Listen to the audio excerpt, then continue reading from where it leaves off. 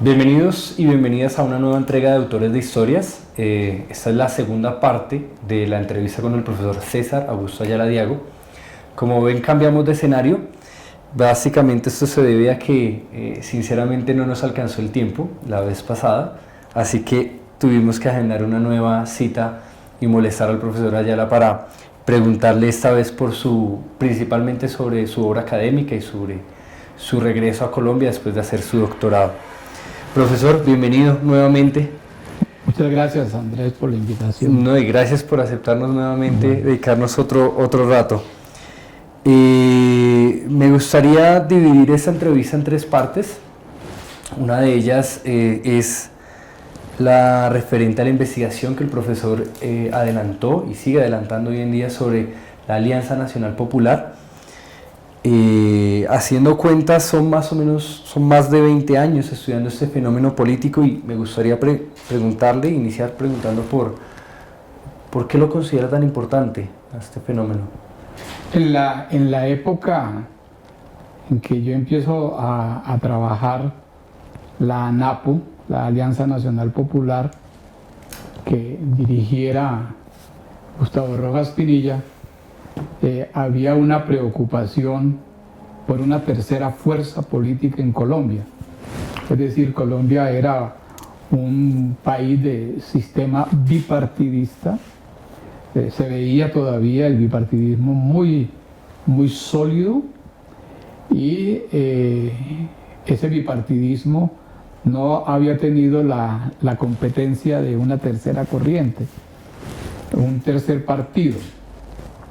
En 1971, en Villa de Leyva, se proclamó finalmente un tercer partido a partir de la experiencia que había acumulado el general Rojas entre su gobierno, 53-57, y durante la oposición al Frente Nacional, 58, en 1970. Entonces, con esa experiencia se crea un tercer partido y el objetivo era brindarle a la historiografía y a la política nacional un aporte sobre la experiencia finalmente del nacimiento, desarrollo y prácticamente muerte de ese tercer partido que era la ANAPO. Antes de entrar a las publicaciones, a mí me gustaría preguntarle, en Colombia, digamos, el Partido Liberal y el Partido Conservador han sido muy amplios, muy pocas veces han sido unitarios, de una sola cabeza, sino normalmente contienen en el mismo varias corrientes. ¿Por qué la ANAPO no se pudo integrar?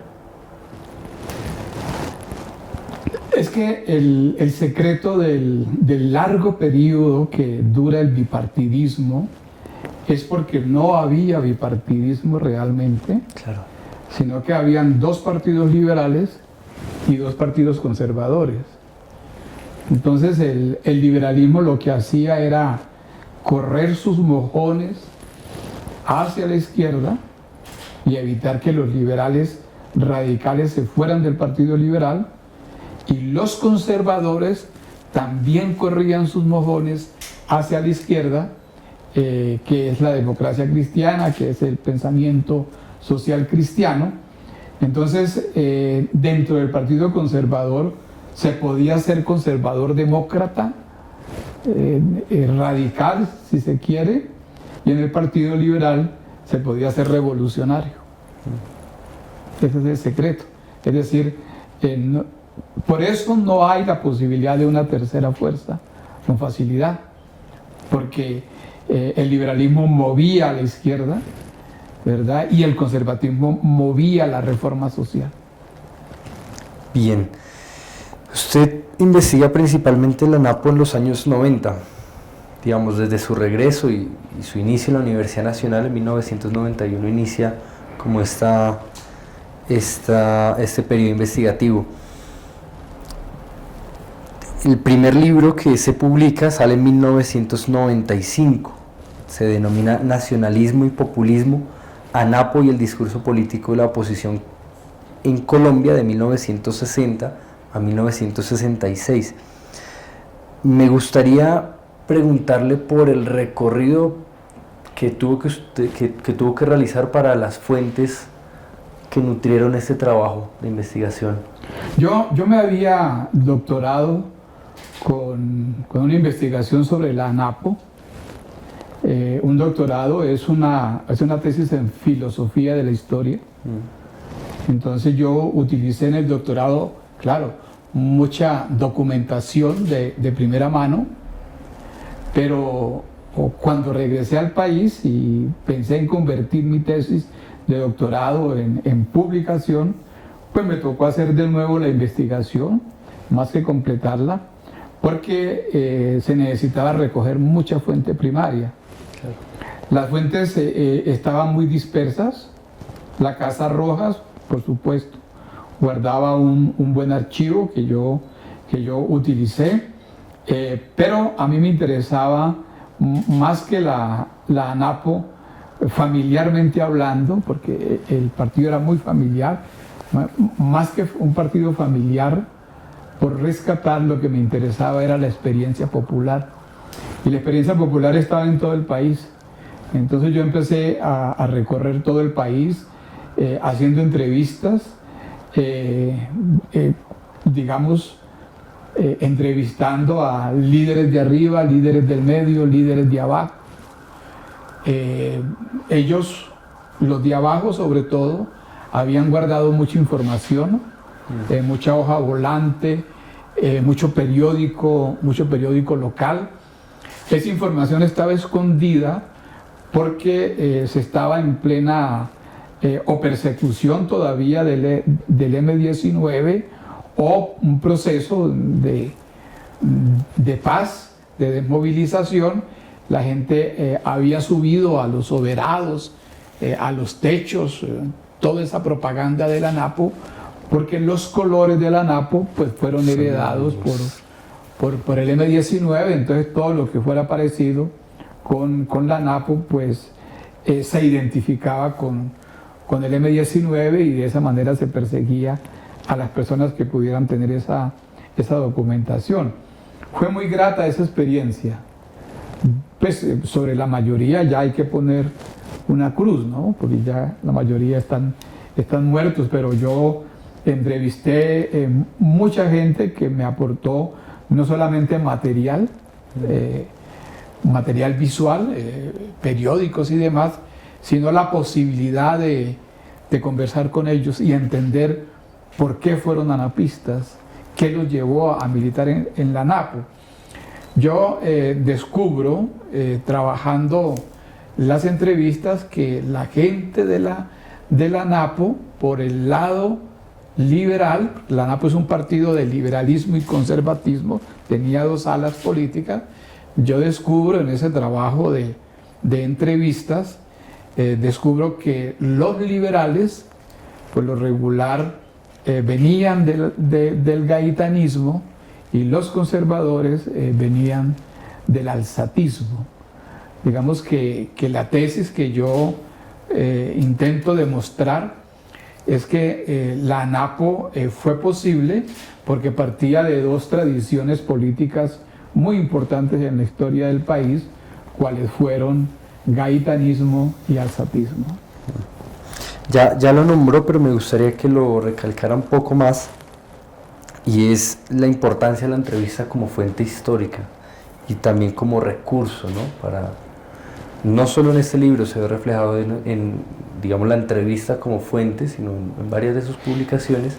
Me gustaría que nos hablara un poco sobre eso, sobre...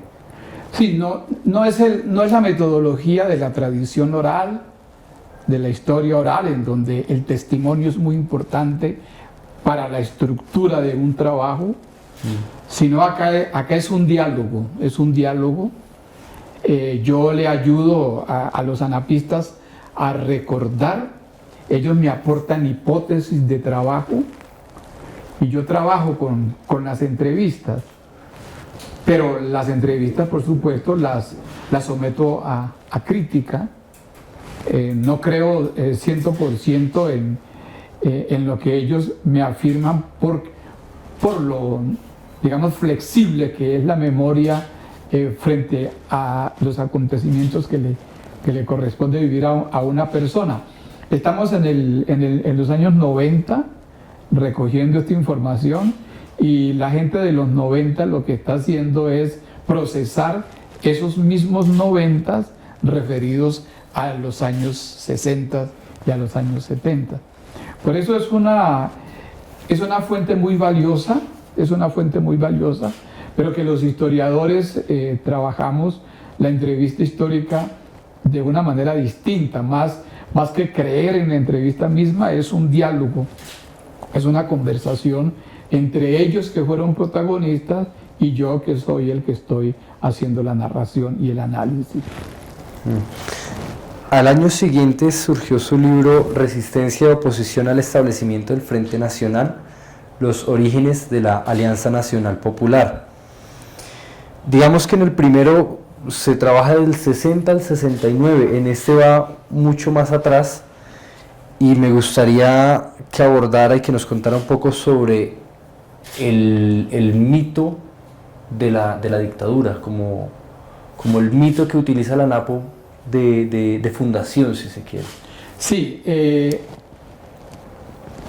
a despecho de la élite, de los partidos tradicionales, el general Rojas es muy favorablemente recordado por los colombianos. Es muy difícil encontrar en la década de los 90 alguien que se refiera mal a la dictadura. Es un fenómeno muy interesante, es decir, los colombianos no tienen en general un mal recuerdo de la dictadura. Es más, la ANAPO, entre 61 que se crea y 71 que se vuelve partido político, fue posible a una valoración positiva que la gente tenía de la dictadura.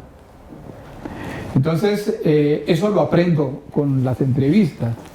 Es decir, la gente está en la ANAPO a la larga, no porque la ANAPO tenga una serie de propuestas sugestivas, renovadoras, sino porque la gente quiere una nueva edición de lo que creen ellos fue el gobierno de Rojas. Una vida más barata, un capitalismo menos feroz, etcétera. Entonces, yo empiezo un proceso de rescatar la dictadura. Incluso lo hago en términos historiográficos, es decir, como forzar un poco el texto de historia a tener una revisión de la dictadura, hacer otra lectura de la dictadura, porque la historiografía marxista, por lo regular, la historiografía liberal, por supuesto, pues consideran una época nefasta para la historia de Colombia y ven la dictadura como el peor y sangriento periodo que ha tenido la historia de Colombia, olvidando que el gobierno anterior o los regímenes anteriores, los regímenes conservadores del 46 al 53, pues fueron realmente tiranías conservadoras muy, muy sangrientas. Entonces, en la construcción del Frente Nacional se necesitó crear un enemigo. Ese enemigo es Rojas, el rojaspinillismo, el anapismo, pero para poder tener el beneplácito de la alianza del sector de Ospina Pérez y del sector de Laureano Gómez. Hablando ya de la dictadura, digamos, en firme, usted trabaja, como usted ya mismo lo dijo, rescata la dictadura, la estudia a fondo, digamos que se aleja un poco de esa, digamos, noción negativa que hay per se del fenómeno de la dictadura, y digamos que también trabaja otro fenómeno que va acompañado en parte, que usualmente va acompañado, y es el del golpe de Estado en Colombia.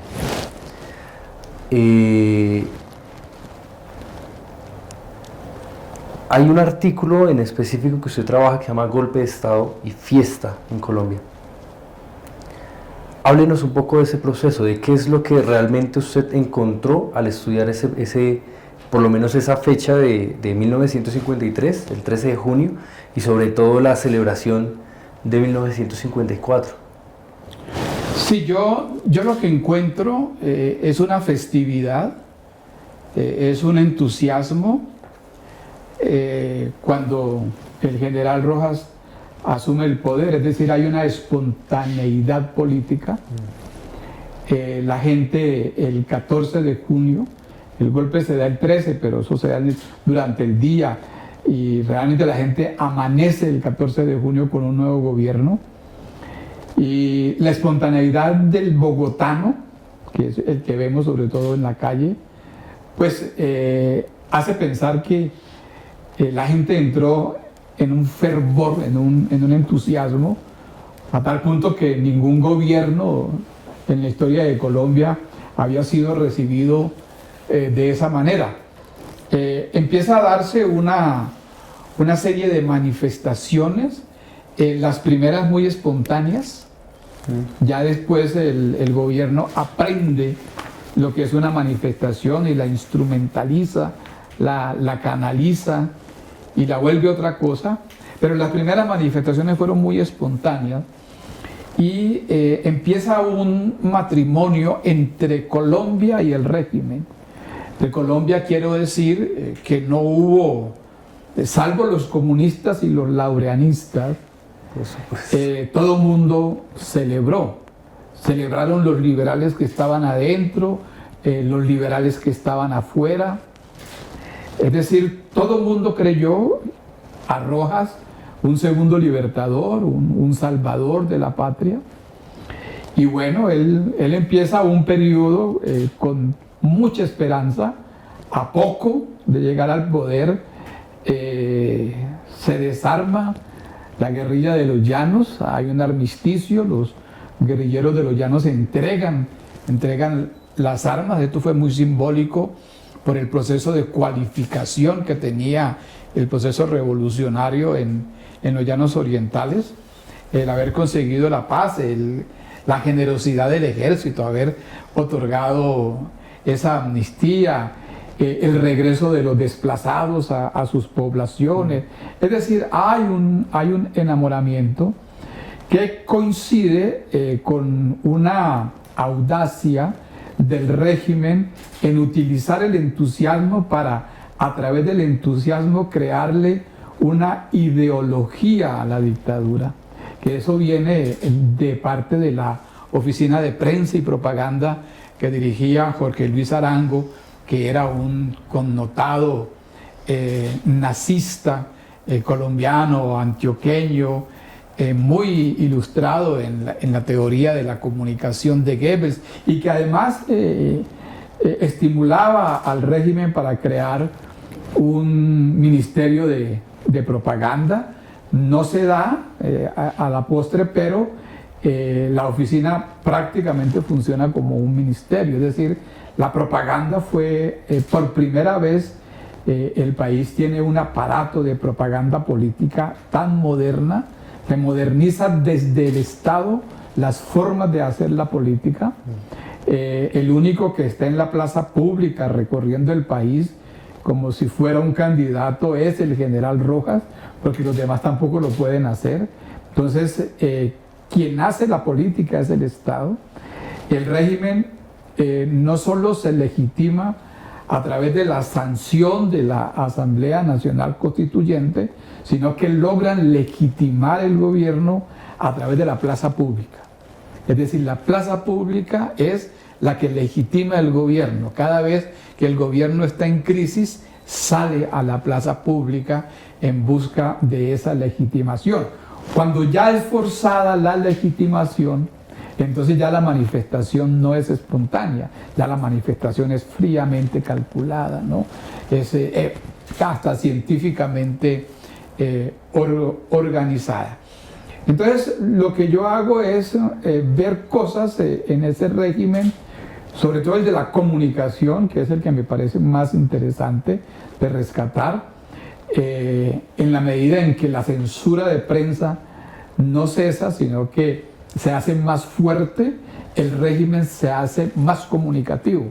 Es decir, el gobierno aprende a comunicarse y tiene las herramientas de la comunicación debido a que está persiguiendo a la prensa, está censurando a la prensa. La otra vertiente que a mí me parece muy importante de rescatar allí en ese gobierno es la participación de sectores políticos, ideológicos que antes no habían participado. No que participaran directamente en el Estado como ministros y tal, sino como animadores. El gaitanismo, por ejemplo, fue un animador de del régimen, de las políticas del régimen. Sectores de la iglesia fueron muy favorables. La cuestión religiosa fue muy importante. Es un dispositivo de poder que el gobierno no renuncia a él. Hubo formas, repito, políticas que no habían sido tenidas en cuenta. Ahora, no he terminado. Es decir, el libro soñado que yo que estoy escribiendo sobre la dictadura, está escribiéndose. Lo que hago en este libro, Oposición y Resistencia, es poner como la primera piedra de ese deseo que tengo de presentarle a los colombianos una versión distinta de la dictadura. Bien, de eso hablaremos un poco al final, sobre los proyectos actuales. A mí me gustaría, digamos, en parte hacer una pregunta que tal vez sea muy obvia, pero este tipo de preguntas a veces dan luces de temas pues importantes para la historia del país. ¿Hablar de anapismo es hablar de rojaspinillismo? ¿Son dos? No, es decir, cuando uno piensa en el fenómeno del populismo en Colombia, uno siempre piensa en Jorge Eliezer Gaitán. De Jorge Eliezer Gaitán es la síntesis del populismo hasta el gaitanismo. Y Rojas es la síntesis del populismo hasta él. Digamos que Rojas, digamos que si sintetizó Gaitán, el populismo, a Rojas también le corresponde sintetizar el populismo, con una diferencia, que es en la que yo hago hincapié. Es decir, la figura del populismo en Colombia, la representación del populismo en Colombia, termina siendo Rojas y no Gaitán, porque al final de cuentas el de Gaitán tiene una factura liberal. Es decir, hay unos impedimentos psicológicos, culturales, que le impiden al conservador hacerse gaitanista, mismo que le gustara, como les gustó a los conservadores Gaitán. Los conservadores psicológicamente no podían ser gaitanistas, mientras que los liberales en los tiempos de Rojas pudieron ser conservadores. Es decir, el rojaspinillismo le permite a los liberales trabajar en esa propuesta política que es el anapismo. Entonces el anapismo es un fenómeno populista de síntesis ya preparado para que en él se puedan expresar liberales, conservadores, socialistas, cristianos, incongruentes del bipartidismo nacional, que eso no lo logra Gaitán. Es decir, Gaitán es una cosa muy grande en donde él actúa como un dios, y si a la persona le agrada Gaitán, no negocia con Gaitán lo que piensa, sino que vota por Gaitán. En el anapismo no, en el anapismo la gente negocia con Rojas sus programas y la gente sigue hablando de sus programas sin renunciar al inconsciente partidista liberal o al inconsciente partidista conservador. El populismo en Colombia, ¿cuáles serían sus características? ¿Cuál sería su vigencia hoy en día? El populismo es un bombero. Justo cuando llega Rojas al poder, es muy simpático porque la película más importante que se está presentando en todos los teatros en Colombia es una película de Cantinflas que se llama El Bombero Atómico. Entonces, el populista es una persona que apaga los incendios, que dirime conflictos, que negocia, que no deja que la sociedad desemboque en fascismo o en comunismo. Es decir, el populismo es un punto de equilibrio. En ese sentido, el populismo es un mecanismo político que siempre va a tener vigencia. El populismo no puede desaparecer porque el populismo es una apelación a lo popular, a la resolución de los problemas endémicos de una población a través de la evocación, de la convocatoria del pueblo. Entonces, si tú le quitas a la política el populismo, pues anulas la política. Yo creo que tiene mucha vigencia. Populismo está relacionado con reforma social. Los países que vienen reformándose desde el positivismo, como los países del Cono Sur y México arriba, son países donde el populismo fue posible. Nosotros tuvimos un positivismo muy delgado y no hubo un populismo que preparara la conciencia social hacia el populismo, de tal manera que cuando nos llegue el populismo también nos llega muy débil. Tuvimos populismo, por supuesto, pero muy débil como política de Estado. Es decir, el populismo quiere decir la resolución de los problemas que la revolución burguesa en Occidente europeo resolvió, en Estados Unidos resolvió, en el cono sur de América Latina resolvió. A nosotros el populismo no nos sirvió para resolver, para economizarnos conflictos, por ejemplo. No nos sirvió para eso. Y no nos sirvió primero por el asesinato de Jorge Eliezer Gaitán y la desarticulación y la desmovilización del anapismo. Después por la derrota de Rojas como gobernante populista durante la dictadura. La dictadura tampoco resolvió el problema populista y tuvo condiciones para ello. Tuvo el poder político, tuvo la plata, tuvo la economía a su favor, tuvo gente dispuesta a servirle al general para eso. La caída del general Rojas, pues sí, fue un triunfo para la democracia, pero fue una derrota.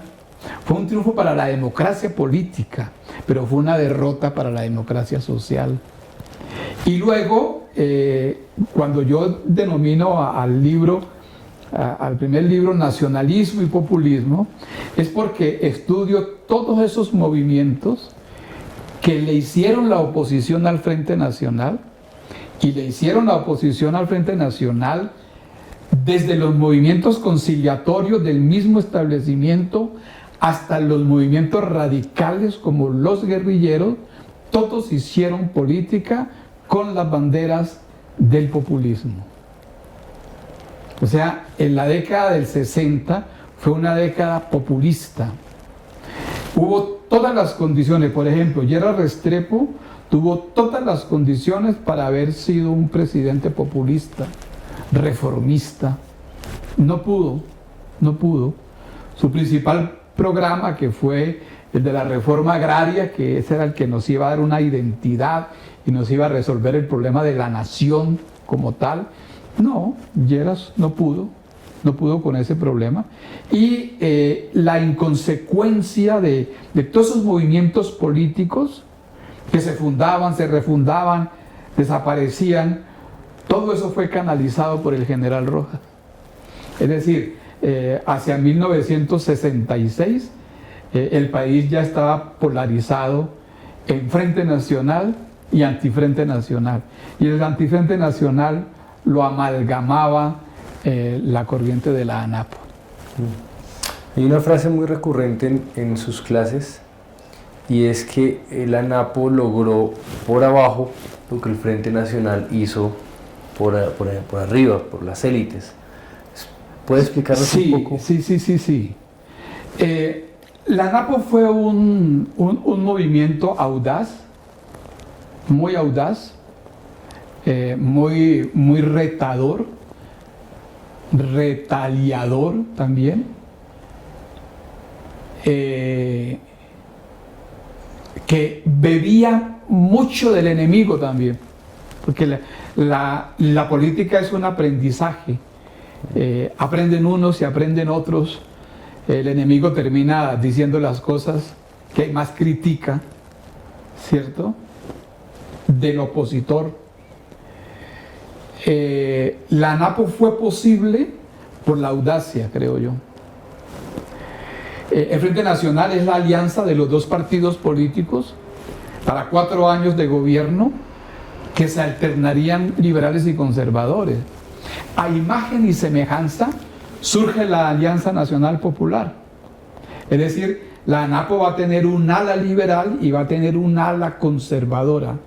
De tal manera que cuando le toca a los liberales, entonces ANAPO lanza un candidato liberal, y cuando le toca a los conservadores, la ANAPO saca un candidato conservador.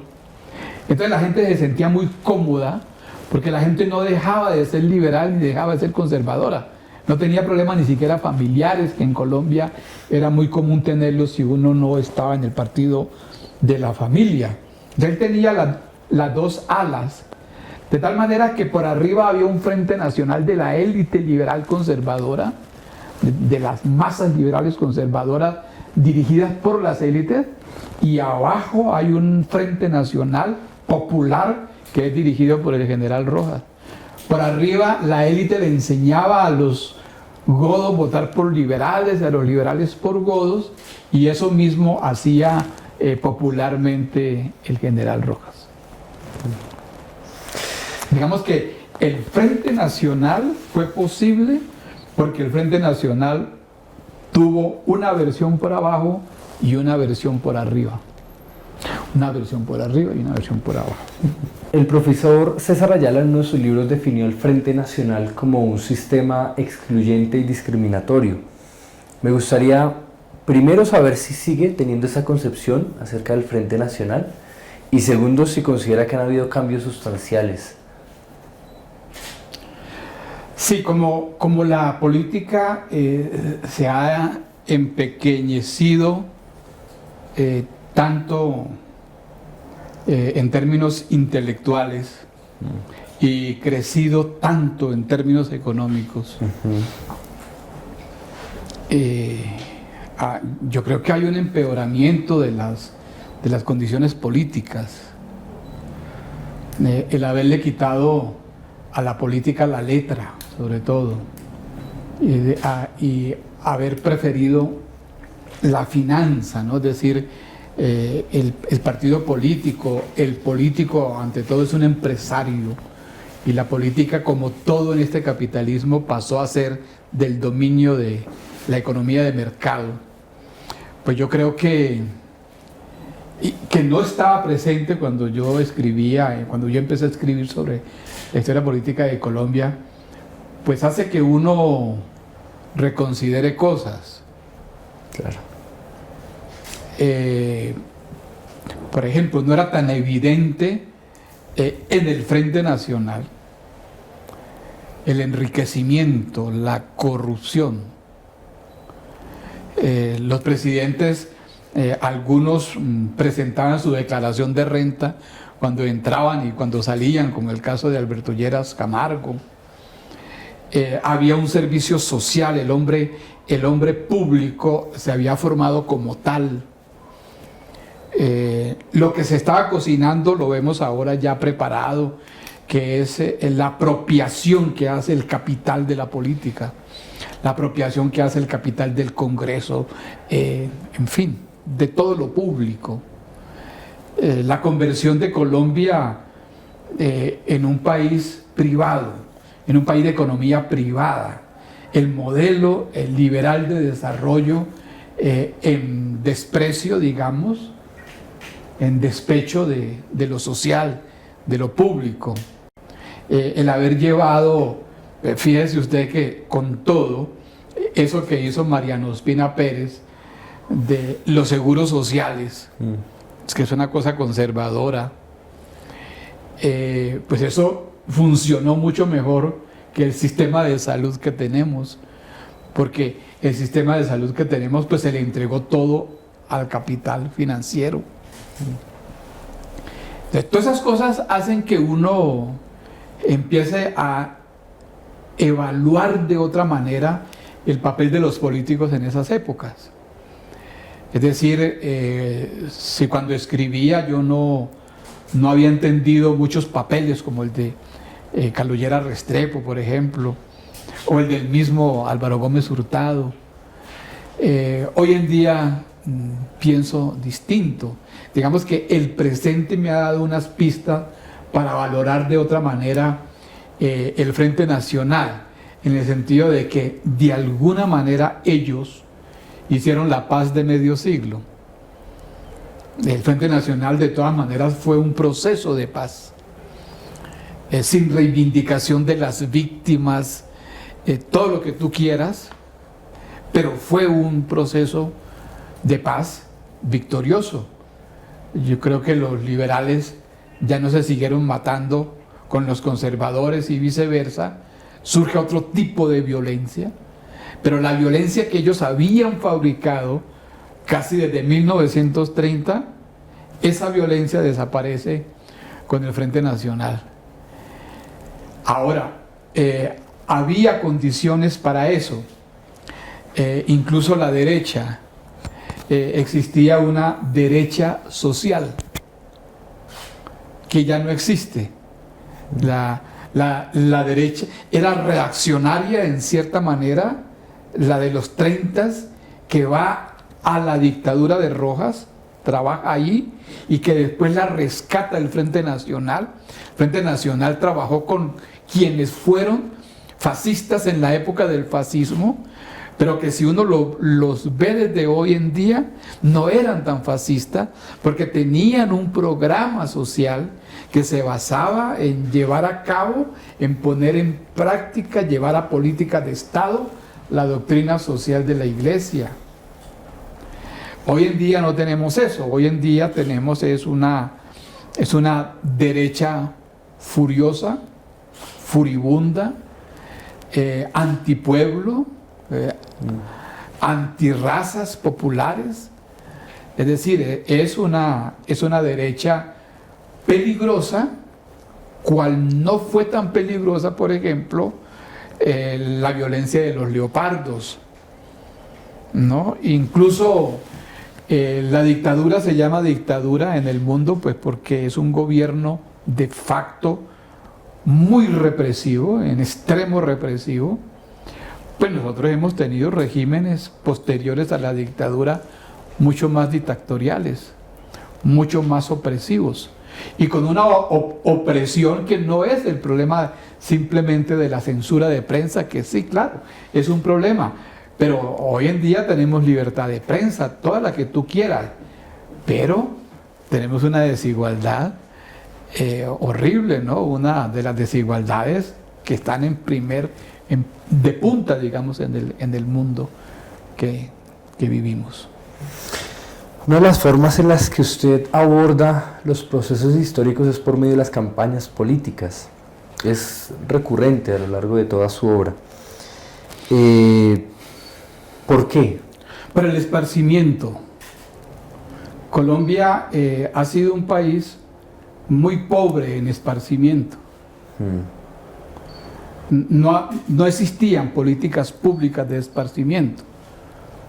Hoy en día, pues eso ha mejorado, claro, pero antiguamente, en medio de la muerte, la campaña electoral era un espectáculo. Es decir, esperar que llegara el político que iba a ganar para uno al pueblo, pues era un espectáculo. Entonces, la campaña atravesaba la vida cotidiana de Colombia, porque Colombia se caracteriza por haber sido un país electoral. No solamente la característica principal de Colombia es la política reina, la política quita, la política pone, y todo circula en Colombia a través de la política. No es la ciencia, no es la academia, no es la cultura la que usted ve en Colombia, sino lo que usted ve es la política. La política tiene una gran visibilidad que no te lo permite otro campo. Entonces la política nos identifica mucho, pero eso se llama campaña electoral. Y una campaña electoral en Colombia empata con otra. En los 40 y 50, en los 40 sobre todo, antes de 1949, cada año había elecciones en Colombia. Entonces, Colombia vivía movilizada políticamente. Entonces, las insignias, los personajes, el folclore que hay allí, los colores, me parece que a mí me impactaron mucho desde niño. Desde niño yo vi campañas electorales. Y yo creo que optar por estudiar un país a través de sus campañas electorales, que son las que lo identifican, pues es muy sugestivo. Hay un tema que no quiero que se nos quede en el tintero, y es la línea de investigación en historia política y social. Primero porque, bueno, hace poco asistimos a su reinicio de actividades. Hace poco tuvimos un evento con Antonio Caballero, y sobre todo porque el lanzamiento de sus 2 primeros libros están en el marco de la línea de investigación. Me gustaría que nos contara un poco sobre el origen, sobre la conformación, sobre los primeros proyectos. Sí, yo venía de haberme formado en la política. Había estudiado historia, pero la historia que yo había estudiado había sido una historia marcada por acontecimientos políticos. La historia que yo estudié era una historia acontecimental. Yo estudié historia universal en el marco de una facultad de filología e historia, donde el lenguaje y los acontecimientos eran importantes, pero la carrera que yo hacía se llamaba Historia Universal. Entonces tuvimos una formación, por supuesto, en Europa. Era una formación eurocentrista, por supuesto, porque fue en Europa, pero veíamos historia de Asia, historia de África, historia de América Latina, historia de Rusia, toda Asia y toda África, que para mí fueron pues muy, digamos, de modelo, ¿no? Muy constructiva. Yo confieso que no conocía, cuando empecé a estudiar historia, mayores cosas de África y de Asia. Es decir, para mí Asia y África pues fueron un descubrimiento. Entonces, mi formación era en historia acontecimental. Yo estudio en la coyuntura de la parte final del movimiento de liberación nacional de los países de Asia y África. Estudié en Moscú, y Moscú era como una especie de capital de Asia y África, más que de América Latina. Entonces el compañero de Asia, el compañero de África, porque África estaba de moda. África había sido declarada, el año 1960 fue declarado el año de África, y luego vinieron los años de Asia, y digamos el movimiento de liberación de las antiguas colonias cerraba, ¿no? Entonces pues teníamos una mirada muy política, es plena Guerra Fría, pero no se diferenciaba, digamos, genéricamente la historia como para decir historia cultural, historia social e historia política. No, uno estudiaba historia. Y en esa historia uno estudiaba todos los fenómenos que se daban en la historia. Si políticos, pues políticos, si económicos, económicos, y sociales, sociales. Pues bien, regresando aquí al país, yo entro, ya con mi doctorado, entro aquí al departamento de historia, y la entrada mía al departamento de historia coincide con el fin del comunismo. El fin del comunismo pues fue duro, ¿no? Para quienes nos habíamos formado allá, pensando en que era un Estado muy sólido, nunca pensábamos que algo tan sólido se pudiera desvanecer, ¿no? Había un discurso muy de historia social en el departamento. Es decir, para ser historiador se necesitaba que uno fuera historiador de lo social, ¿no? Pero lo político no. Y bueno, de alguna manera la caída de la Unión Soviética pone otra vez sobre la superficie la necesidad de estudiar la política, ¿no? Nuevos métodos para estudiar la política, estudiar nuevos actores en la política.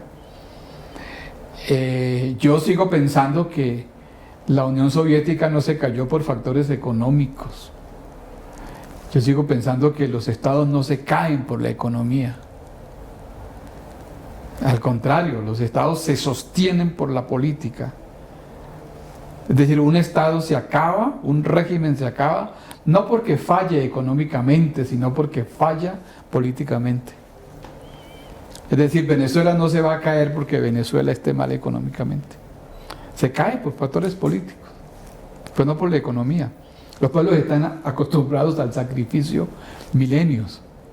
Cuba ha sobrevivido por la política. Así que yo no creo que la Unión Soviética se haya acabado porque el modelo económico haya fracasado. No, creo que fracasó el modelo político. Entonces eso nos llevó un poco a pensar en nuevas formas de concebir la política. Pensamos que siendo este un país de sistema bipartidista, el bipartidismo no había tenido mucho reflejo historiográfico. Es decir, siendo Colombia el país político que es, en Colombia son ausentes el estudio de las campañas electorales, el estudio de las instituciones del Estado, el estudio de las personalidades que han gobernado este país, el estudio de las élites. En Colombia no se conoce políticamente. Nosotros no sabemos la élite cómo ha manejado este Estado. Hay más bien en revancha al peso de la política una historiografía popular que es mucho más numerosa que la historiografía de la política. Ahora sí, ahí, si se entiende por política, la política de abajo, de los movimientos sociales y todo eso, pues sí, allá hay un reflejo de la historia política. Pero la política, visto como las instituciones del Estado, creo que en Colombia eso está todavía por hacerse. El libro El populismo atrapado, la memoria y el miedo, el caso de las elecciones de 1970. Creo que uno de los sucesos políticos más recordados fue precisamente los resultados de esa campaña presidencial. Y me gustaría que nos hablara un poco de un asunto que usted trabaja muy bien en el libro, y es el miedo como una estrategia de dominación en Colombia. ¿Cómo lo abordó en el libro? ¿Cómo lo estudió? Y bueno, ¿qué piensa de ese tipo de dominación política hoy en día? Sigue vigente, por supuesto. Sí. Comenzando por yo mismo, ¿no? Yo soy una persona con muchos miedos. Yo tengo muchos miedos y desde niño he vivido con muchos miedos, porque yo vengo del campo y en el campo, por ejemplo, me asustaba mucho cuando los perros ladraban toda la noche entera. Los perros, ellos le ladran a la sombra que hacen los árboles y ven muchas cosas que no existe, pero siempre sufrí de miedo y nunca pude superar eso. Y ya más adelante me lo encontré más instrumentalizado, es decir, yo puedo tomar el miedo como un mecanismo de represión, de dominación. Incluso hoy más advertible que antes. Es decir, hoy en día se trabaja más el miedo. Digo, tú prendes la radio, el noticiero del mediodía y es trabajándote el miedo, ¿cierto? Entonces, la sensación que uno tiene es la de vivir en una ciudad muy peligrosa, ¿cierto? El Estado produce mucho miedo a uno como clase media. Es decir, en cada momento habrá una ley para que tú pagues más impuestos.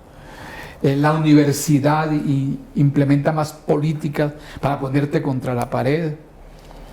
Es decir, hoy en día es muy advertible el miedo. Uno vive, yo creo, con mucho más miedo que la política de antes, pero el miedo siempre ha estado allí. La Guerra Fría fue una política de instrumentalización del miedo.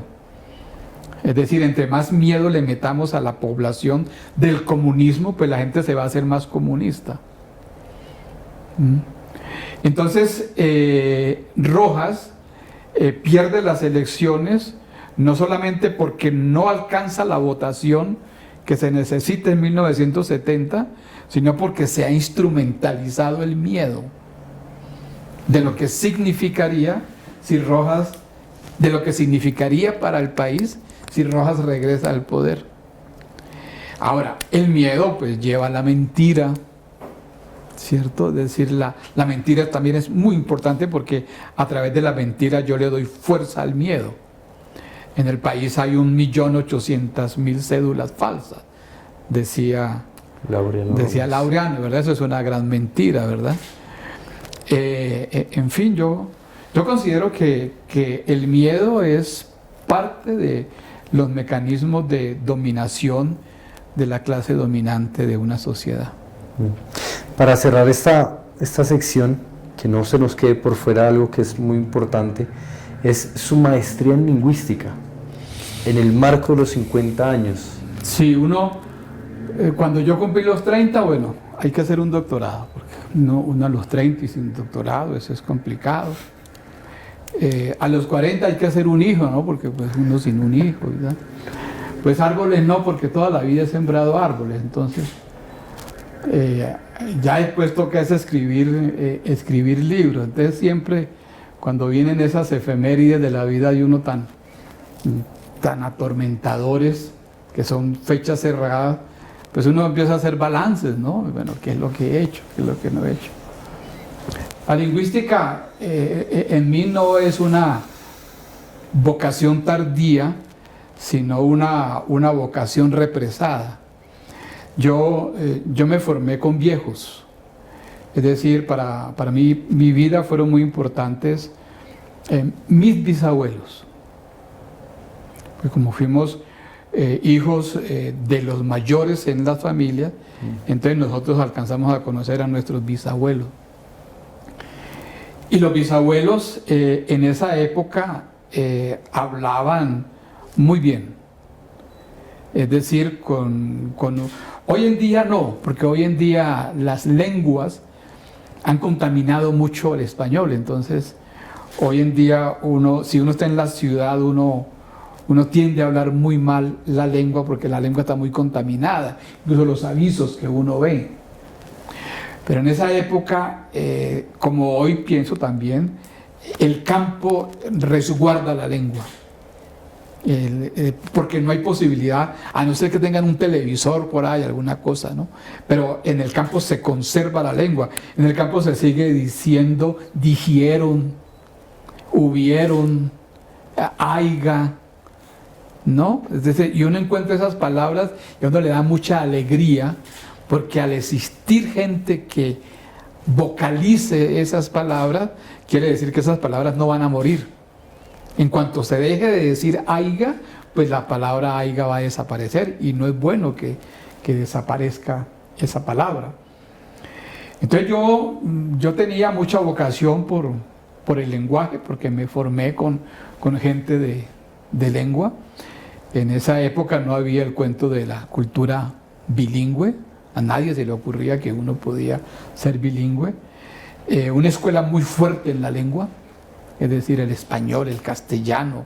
Es decir, para cada fenómeno lingüístico había un manual que uno iba evacuando conforme fuese avanzando en la escuela. Entonces no es una vocación tardía, me interesó mucho. Cuando mis padres se agredían, por lo regular lo hacían a través de la lengua. Es decir, mi mamá era capaz de decirle a cualquier persona lo que ella pensaba y se lo decía en un castellano puro. No se iban a las manos, pero a través de la lengua se ofendían o al contrario, se agradaban. Bueno, y mi contacto con los libros y mi conciencia que aprendo en la investigación histórica de la dominación, digamos, el papel que tiene el habla, la lengua, la retórica como mecanismo de dominación, pues hicieron que a esa edad yo pensara en hacerme un regalo. Me preparé para ingresar a una maestría en lingüística y bueno, me hicieron el favor de recibirme y ahí yo estuve 4 años prácticamente, y de ahí salió un libro que me ha dado muchas satisfacciones, ¿no? Que es demostrar cómo los periódicos, a través de la lengua, a través de vocablos, a través de titulares, a través de caricaturas, también apartan al otro, también discriminan al otro, ¿no? También excluyen al otro. Entonces demuestro en ese libro que es El Tiempo, el periódico El Tiempo, en los tiempos del Frente Nacional. Exclusión, discriminación y abuso de poder en el tiempo del Frente Nacional, Exacto. Publicación del 2008. Gustándome como me gusta ese periódico como fuente histórica, pues yo descubro de que ellos encontraron una manera de excluir a las minorías políticas para no dejarlas competir en el Frente Nacional. A través del análisis crítico de discurso. Sí, primero a través de análisis de discurso y después, poco a poco, me voy introduciendo en el análisis crítico del discurso que tiene como objeto denunciar la discriminación y el abuso de poder. Comentaba el profesor tras bambalinas que con la experiencia de hacer esta maestría se dio cuenta de una serie de profesores que sin decir mucho realmente tienen un impacto muy importante para nuestra sociedad y para la comunidad estudiantil. ¿Algún profesor que recuerde en particular? Varios. Yo en esa maestría, gracias a esa maestría, aprendí a valorar mucho el profesor de la universidad, ¿no? Que es una cajita de Pandora. Es decir, tú estás en la universidad, pero de pronto descubres un profesor y por ahí lo has visto caminar y tal, y te das cuenta que es una autoridad, ¿no? Entonces, la universidad está llena de eso, ¿no? Está llena de profesores. Muy grato, por ejemplo, el recuerdo que tengo de Rubén Arboleda, un profesor pues, especialista, lingüista que pues me produjo muchos dolores de cabeza, pero que me enseñó mucho.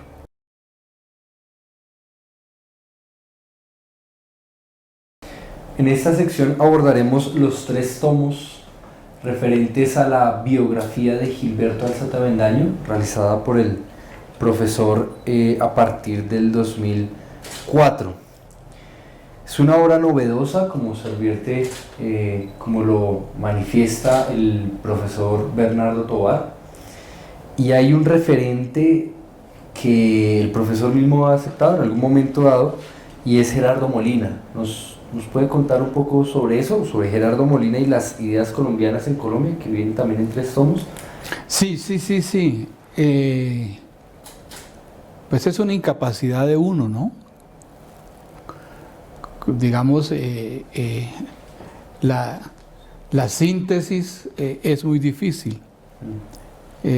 Uno se siente mucho más cómodo diseñando, estructurando la vida de un personaje en 3 secciones para tener comodidad, para escribir, para explicar.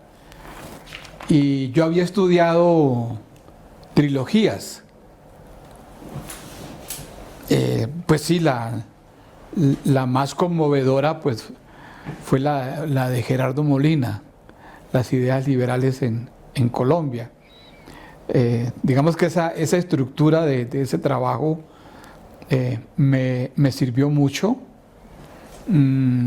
Yo de alguna manera indirecta fui alumno de Gerardo Molina, fui como muy influido por él, como muy seguidor de él, de las cosas que escribía sobre todo.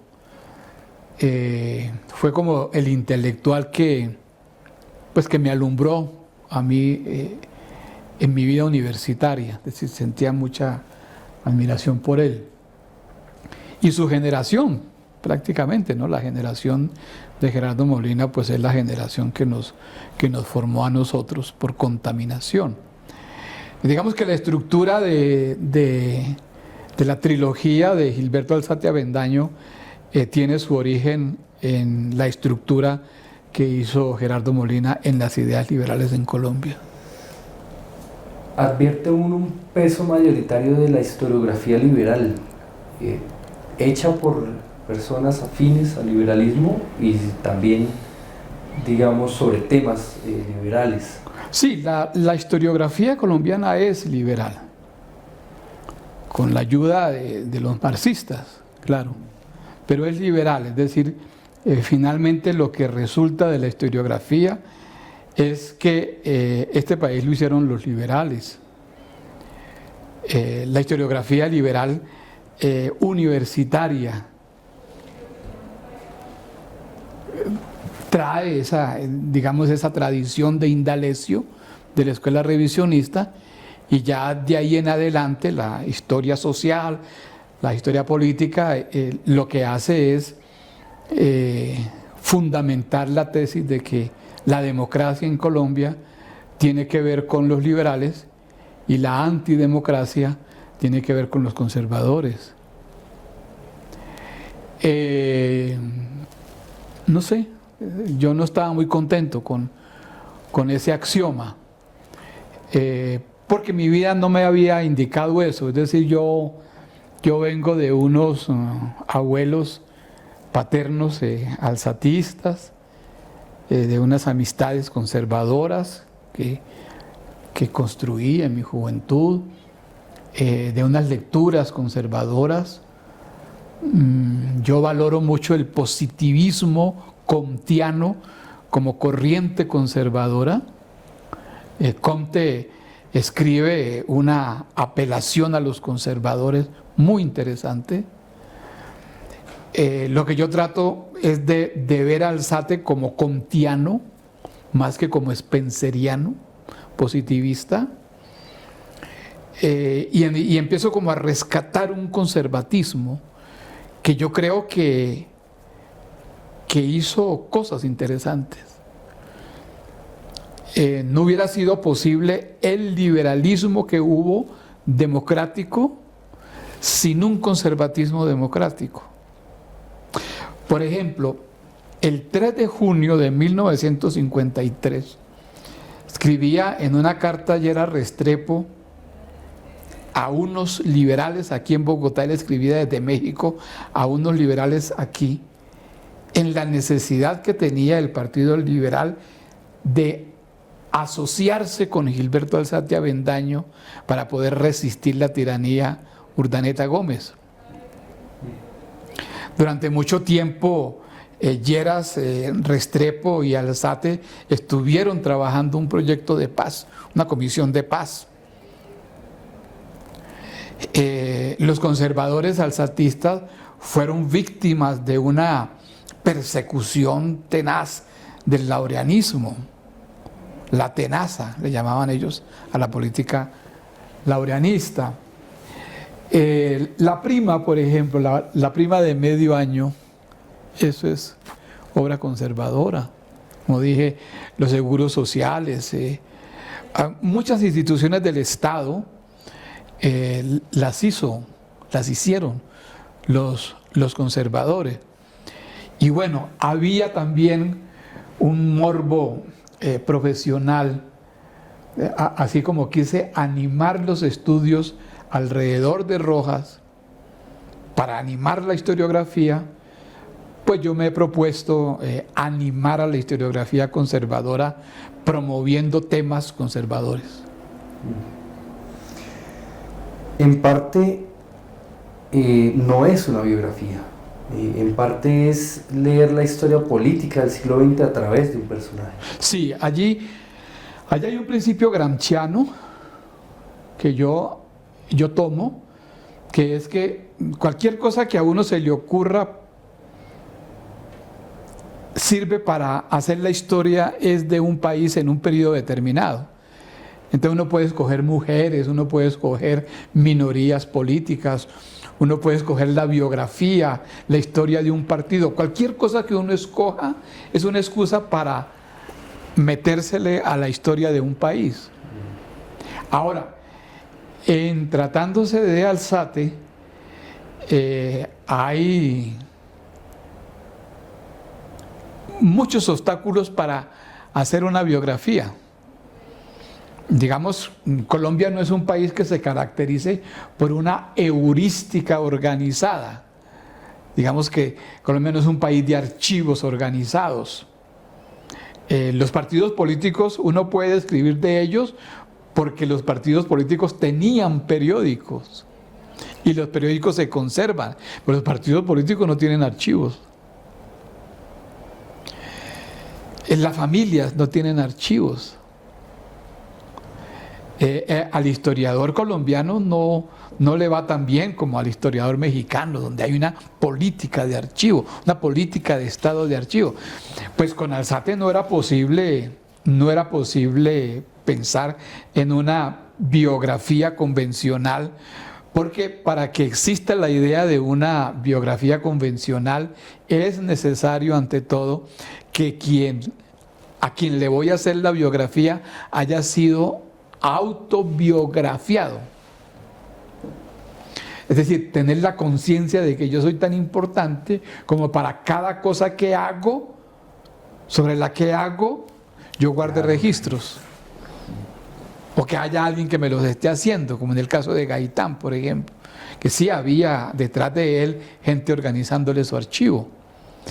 Alzate no tenía eso, entonces a mí me tocó muy duro, y por eso en un principio sí está la tentación de una biografía, pero cuando vas a ver la base documental no puedes pensar que puedas hacer una biografía, sino que lo que tienes que hacer es una especie de estudio sobre historia de Colombia vista a través de ese personaje. Fue uno de las dificultades más difíciles del primer tomo, sobre todo. Sí, fue muy duro encontrarlo, Hay cosas que ahora que estoy en otras investigaciones, el man aparece, ¿no? Pero cuando lo necesitaba no aparecía. Hay una forma en la que usted aborda en el primer tomo a Gilberto Alzate Avendaño, y es leyendo los referentes que él leía. ¿Nos puede contar un poco sobre eso, sobre cuáles eran los referentes de Gilberto Alzate Avendaño? Y bueno, no sé si ese método de leer sus referentes lo copió de algún lado o es un asunto más como de la experiencia. Sí, no, es tradición historiográfica. Es elemental, es decir, uno para poder saber de alguien tiene que saber los referentes que lo formaron. El problema no era ese, el problema no era reconocer los referentes que lo habían formado.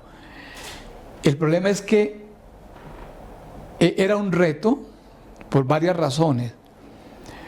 Primero porque yo soy de una tradición de izquierda, con una formación de izquierda, es decir, con lecturas marxistas, sobre todo, con lecturas demoliberales, muy influido por la Revolución Francesa, por el periodo previo, la Ilustración. Es decir, yo había leído todo lo que detestaba Alzate.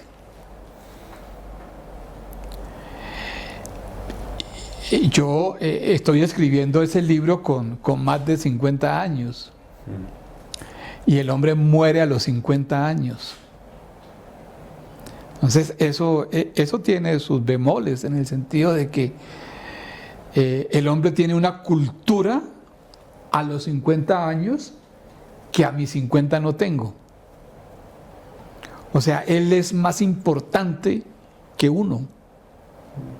Él es superior a uno. Con la desventaja para él que está muerto y con la ventaja mía de que yo estoy vivo. Entonces, cuando me encuentro los referentes, lo primero que tengo que hacer es dejar a Alzate a un lado, dejar el archivo a un lado y ponerme a leer lo que Alzate había leído. Tratar de leerlo con el método de Febvre, un poco, de Lucien Febvre, en la incredulidad en el siglo XVI, es decir, tratar de leer los referentes de Alzate con la cultura de Alzate, con las necesidades psicológicas de Alzate. Yo no sé si lo habré logrado, pero que me lo propuse con un agravante, y es que terminas comprendiéndolo. Es decir, un referente, por ejemplo, es Spengler. Entonces tú terminas comprendiendo a Spengler. Spengler que no comprendiste cuando eras universitario porque te dijeron que por él y que por él y que por él. Ahora empiezas a leerlo en positivo. Ortega y Gasset, que no era de muy buen recibo en mi juventud, me tocó leerlo ya mayor y aceptarle cosas a Ortega y Gasset y cosas así, y descubrir, por ejemplo, con Alzate la positividad de la Edad Media, de la organización del trabajo en la Edad Media, que Alzate considera mucho más democrática que la organización del trabajo en el capitalismo. El odio la fobia que le tenía Alzate Avendaño a los grandes gremios económicos, por lo cual se opone al Frente Nacional, eso venía de su lectura de los gremios de la Edad Media, en el sentido en que los gremios eran buenos, sí gremios populares, pero no sí gremios monopolizadores.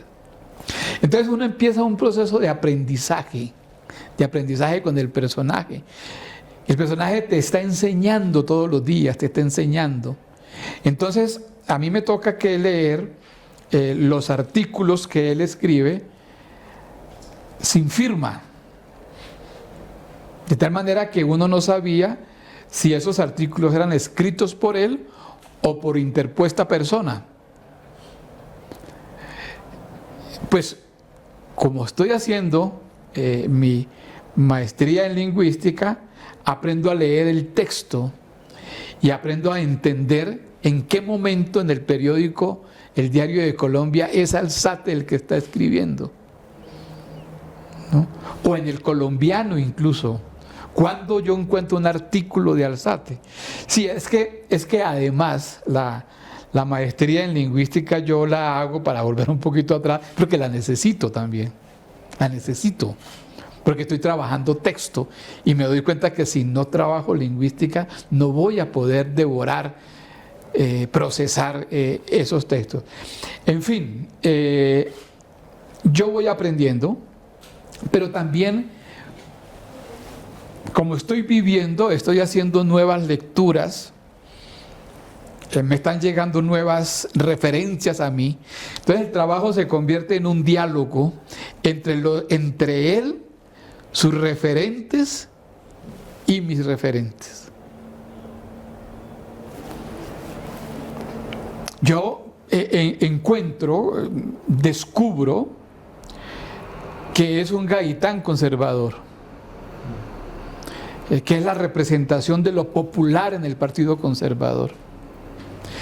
Que el fascismo, que es tan odiado, tan repudiado por justas razones, el de los años 30 en Colombia, tenía una base social y filosófica muy popular, y que no necesariamente los fascistas de los años 30 tendrían que asimilarse a lo que terminó siendo el fascismo en Europa en el 45 y después del 45. Es más, estoy escribiendo el libro en plena época fascista, que es la época de los primeros gobiernos de Álvaro Uribe Vélez, donde el fascismo es palpable. Cuando Colombia finalmente ha escogido como modelo económico el neoliberalismo. El neoliberalismo es fascismo neto. Es decir, cuando hubo fascismo, denominado fascismo, por ellos mismos, no había condiciones en Colombia para haber fascismo en términos económicos. En los años 90 y los primeros del siglo XXI, el fascismo está ya instalado, porque los que mandan en Colombia son los gremios económicos. La política económica es una política fascista. La política de comunicación, la manera como la televisión transmite, como la radio transmite, son formas nazis de la comunicación. Entonces, todo eso, yo estoy viviendo el fascismo real, analizando a alguien que han catalogado de fascista, pero que se opuso al establecimiento del Frente Nacional porque advirtió que el Frente Nacional iba a ser un gobierno de los grandes gremios económicos, como resultó siendo. Entonces, muchas cosas que yo voy descubriendo es eso, voy descubriendo. Yo no voy con hipótesis compradas para demostrar esto de Alzate, no, yo estoy dialogando con él, con sus referentes, con mis referentes, con su época, con mi época. Y el trabajo fue intenso y tenso en la medida en que se me exigían fechas precisas para sus publicaciones. Y yo sufrí, claro, pero también disfruté mucho, ¿no? Yo disfruté mucho, con Alzate incluso logré llegar a muchos espacios que antes hubiera sido imposible llegar. Yo llegué a casas, en Cali, por ejemplo, llegué a una casa a hacer una entrevista en donde todavía llamaban a la empleada con una campanilla. Y le pagaban también a esa empleada, que esa empleada tenía empleada. Cosas que nunca tú de pronto las has leído o las has visto en telenovelas, pero que tú no pensarías que eso pase en la sociedad colombiana, ¿no? Que exista la servidumbre, por ejemplo. Llegué a muchos lugares así. Por ejemplo, yo pues soy cuasi bayuno y el club campestre, pues yo nunca lo visité cuando era joven y tal, y ya escribiendo Alzate, alguien me dijo que entonces venga aquí al club. Y entonces allá, dice, y bueno, y finalmente conocí eso. Eso es, digamos que las relaciones mías con Alzate fueron muy buenas. Mismo que él estuviera muerto y que yo estuviera vivo, pero fueron relaciones muy agradables. Me llama la atención la categoría de análisis de la mímesis. Sí. Pero te digo, yo estoy descubriendo cosas, ¿verdad? Y se me atraviesa René Girard y empiezo yo ya no me acuerdo cómo me llegó. El hecho es que yo resulté leyendo el Chivo Expiatorio y después del Chivo Expiatorio el otro y el otro y el otro hasta lograr una biblioteca de René Girard, antropólogo francés, trabajó en los Estados Unidos. Es una especie de antropólogo cristiano. Yo había tenido acercamientos con la antropología cristiana en mis anteriores libros. Por ejemplo, cuando estaba escribiendo Nacionalismo y Populismo, me hice muy amigo de Hernán Vergara Delgado, que fue el fundador de la Clínica Santo Tomás, y que era médico, pero era antropólogo cristiano, antropólogo bíblico. Y cuando él se le acerca al general Rojas Pinilla, se le acerca para decirle que en Colombia alguien se tenía que oponer al uso de la píldora. Y Vergara le escribe cartas a todos los candidatos del 66 y el único que le contesta positivamente es Rojas, y allí empieza un matrimonio con Rojas que va hasta las elecciones del 70, y es Hernán Vergara quien lo convence de que él tiene que reconocer la derrota y no pelear el supuesto fraude. Y él hace un análisis de Rojas como una figura pascual, una figura que resucita. Yo he tenido ya, digamos, conocimientos de esa antropología, y debe ser por eso que llegué a Girard, y con Girard yo me di cuenta que uno podía pensar la violencia en Colombia a través de la mímesis política. ¿Qué es la mímesis política? Es la necesidad que tengo yo de competir con otra persona por algo que ambos deseamos mucho.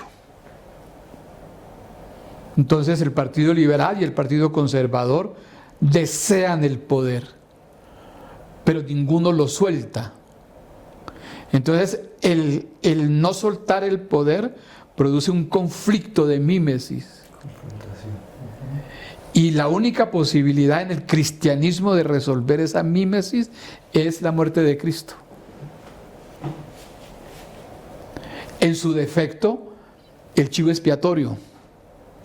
Entonces yo empiezo a entender por qué 1948, el asesinato de Gajitán, no sirve de chivo expiatorio. Al contrario, dispara la violencia, la catapulta.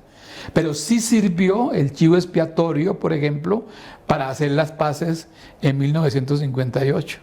Y el chivo expiatorio en Colombia se llama el comunismo. El comunismo. El comunismo, su lucha contra el comunismo, el anticomunismo, es lo que le permite al Frente Nacional la paz de medio siglo. Entonces ya el Partido Liberal se vuelve anticomunista de veras, y el Partido Conservador sigue siendo anticomunista como lo pedía antes. En fin, esa es una influencia que yo tengo. Leo mucho a Girard, me gusta mucho,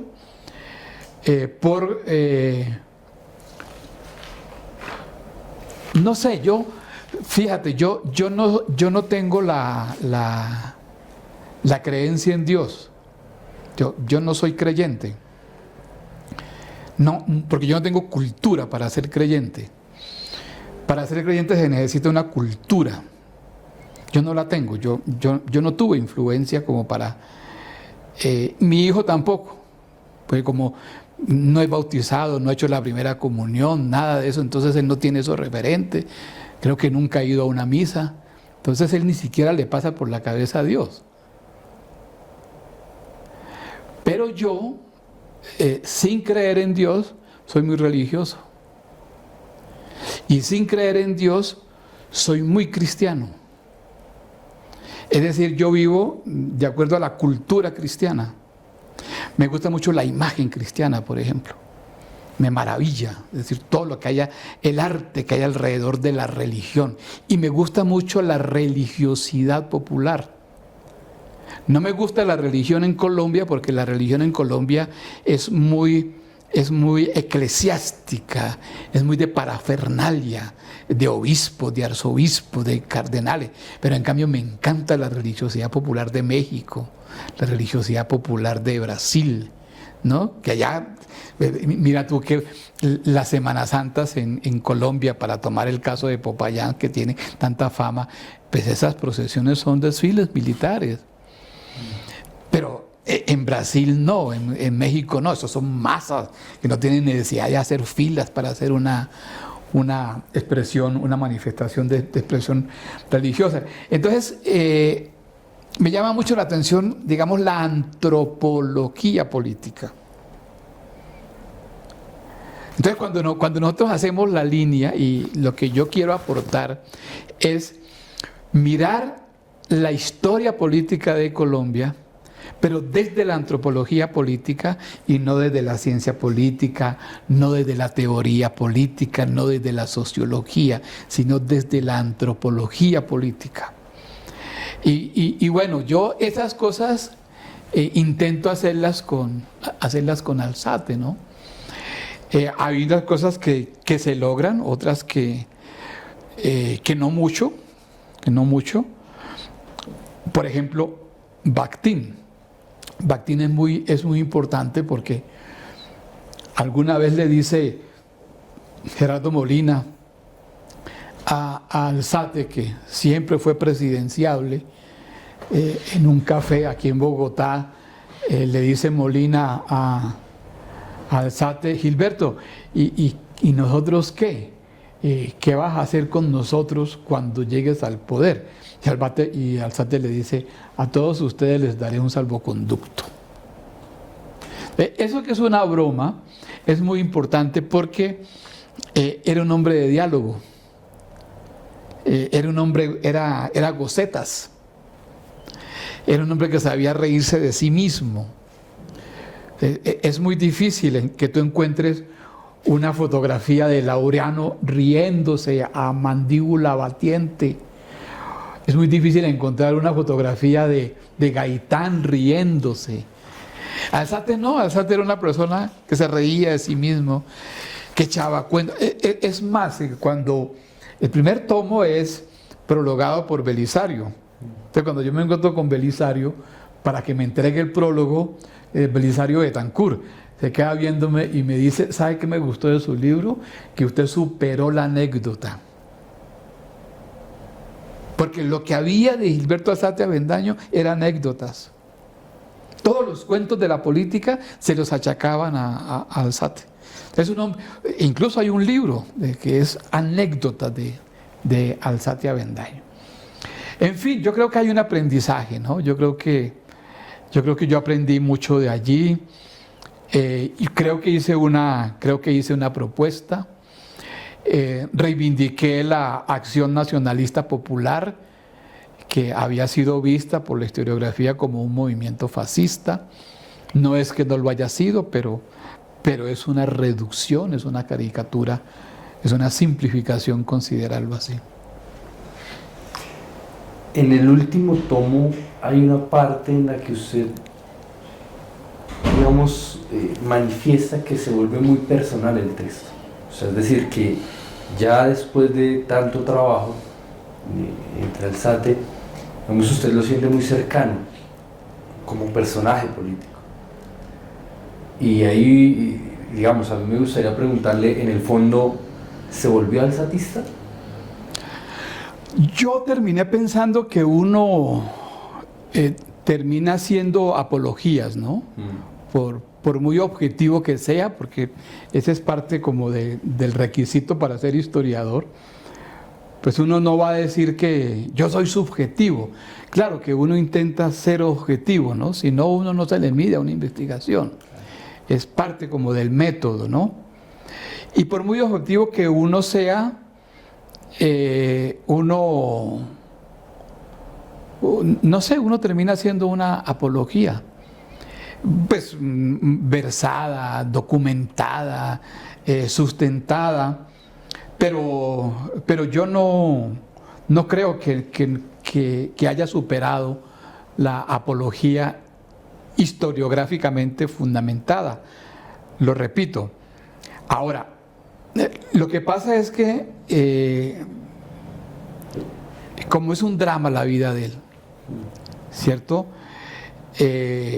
Sí, es que Lo digo porque cuando estaba buscando la biblioteca de él, finalmente me encontré con parte de esa biblioteca en su casa en Manizales, que hoy en día es una fundación, creo que se llama Rafael Pombo, es una escuela, es una biblioteca y están ahí los libros para que lo lean los niños y los niños que van a entender eso, pero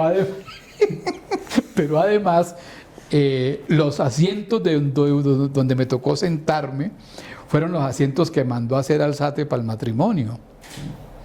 Y yo leo las cartas haciendo el libro de la historia de esos muebles, el interés que le puso a hacer esos muebles, el regalo que significó esos muebles para su esposa y tal.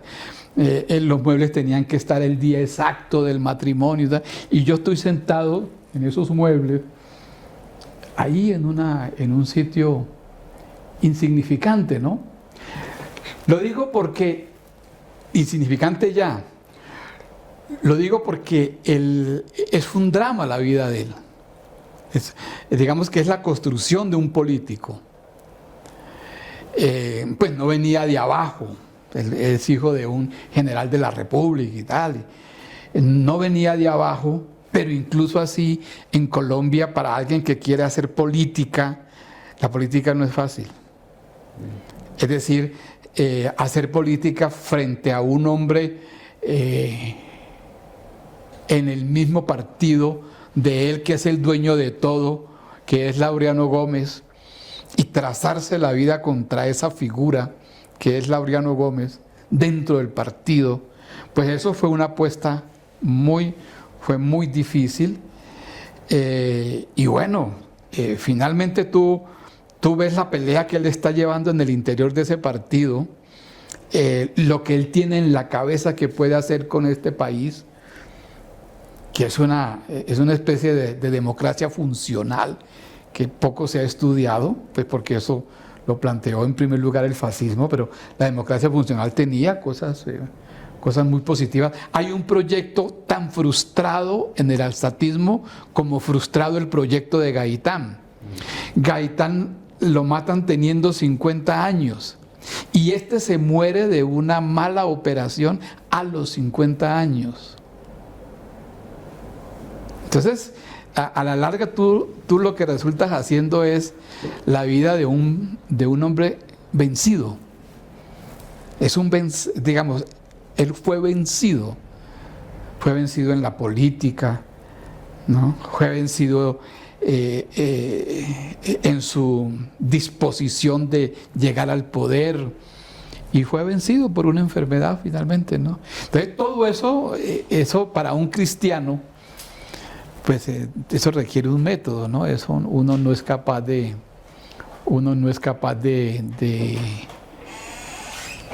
ser mala leche, ¿no? Y hay cosas que uno no dice, hay cosas que a uno se le quedan, ¿no? Que uno por prudencia y por cierta consideración deja de decirla. Pero digamos que lo que yo quiero rescatar es que yo fui al personaje. Me atrajo el personaje, incluso no por él. Es decir, yo llego al alzatismo porque cuando estoy escribiendo sobre la ANAPO, me doy cuenta que la élite de la ANAPO, fundándose en 1961, eran alzatistas. Los integrantes de la élite eran alzatistas. El alzatismo, Alzate, había formado líderes como José Cardona Hoyos, que fue el secretario general por mucho tiempo del Partido Comunista en el Valle. Los alzatistas eran radicales en la ANAPO, al punto que a la postre, en el 78, uno de los candidatos de la izquierda, Jaime Piedradita Cardona, lo había formado el alzatismo. Entonces, hay cosas que tú vas y encuentras distintas a las que la historiografía ha puesto como su impronta, ¿no? Y que se han quedado allí. se han quedado allí. Entonces yo sí me siento pues satisfecho haberlo liberado, ¿no? Digamos, haberle quitado las esposas, haberlo sacado de la cárcel y haberlo puesto como a circular de otra manera. Ojalá eso esté siendo considerado así. Contrario al periodo en que usted estudia, asistimos hoy en día a la conservatización del discurso de izquierda, ¿no? ¿Cómo era en ese momento, digamos, ¿cómo denominarlo? O sea, o más bien le cambio la pregunta, ¿por qué asistimos a esa conservatización de la izquierda? Por el entorno mundial. Por la caída del comunismo. Sí. Sí, yo creo que la emergencia del mundo socialista, la construcción del socialismo en la Unión Soviética, la derrota del fascismo en el 45 por parte de la Unión Soviética, yo creo que eso aportó de todas maneras un programa democrático a la derecha. Es decir, era tan real lo que se conseguía y lo que se consiguió en el comunismo, independientemente de lo que realmente pasó, la represión estalinista, por ejemplo, independientemente de eso, el socialismo resolvió problemas eternos de la sociedad rusa. Por ejemplo, resolvió el problema de la salud, resolvió el problema del trabajo, resolvió el problema de la educación, el problema del empleo, la vivienda. Es decir, ellos resolvieron, los comunistas, lo que entonces se llamaba el problema social. Incluso antes de la emergencia de la Unión Soviética, el avance del movimiento obrero, del movimiento democrático, digamos, la apropiación que de sus consignas se hacían los populares, los movimientos populares, hizo que León XIII publicara su encíclica La Rerum Novarum, que es un programa de la Iglesia para resolver el problema social. Entonces la Iglesia no era ajena a la resolución del problema social. Y la Iglesia con sus encíclicas hacía que los movimientos conservadores, que la derecha en todo el mundo tuviera que tener como base la resolución del problema social.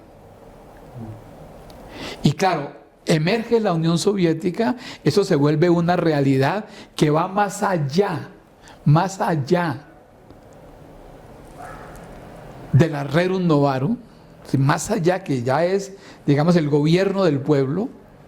Pues eso asustó, pero no solo asustó e hizo instrumentalizar solamente el miedo, sino que junto a eso los conservadores tuvieron que empezar a pensar en la resolución del problema social en cada uno de sus países.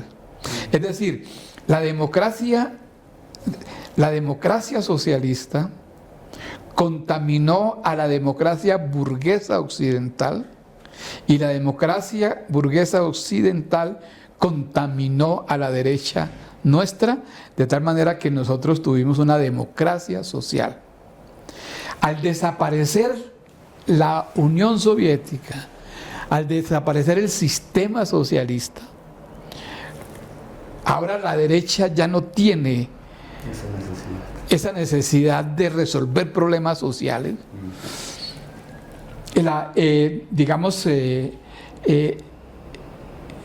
El apagón soviético lo que indica es que se le quitan todas las amarras que puede tener el capital.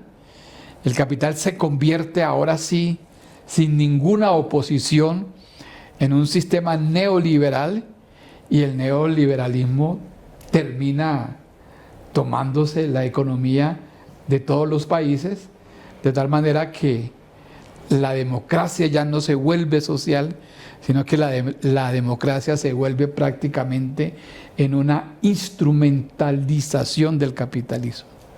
¿Sería entonces posible pensar que lo único que queda en parte para resolver el problema social es el populismo?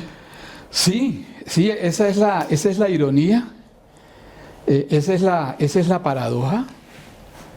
Digamos que al desaparecer la Unión Soviética, desaparecen los movimientos radicales comunistas, el comunismo ya no aparece, digamos, en el horizonte como una posibilidad, se vuelve incluso hasta peligroso postularlo, y lo que empieza a fortalecerse son corrientes intermedias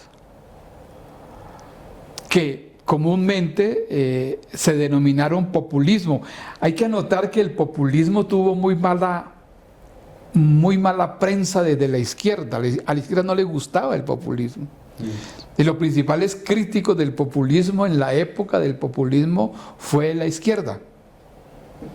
Bueno, por populismo entendemos el régimen de Vargas, el régimen de Cárdenas, el régimen de Perón, de todos esos regímenes que de alguna manera jalonaron no el progreso, sino la reforma social en el siglo XX. Eso fue el populismo, que además era en oposición al comunismo, era para que el comunismo no llegase al poder.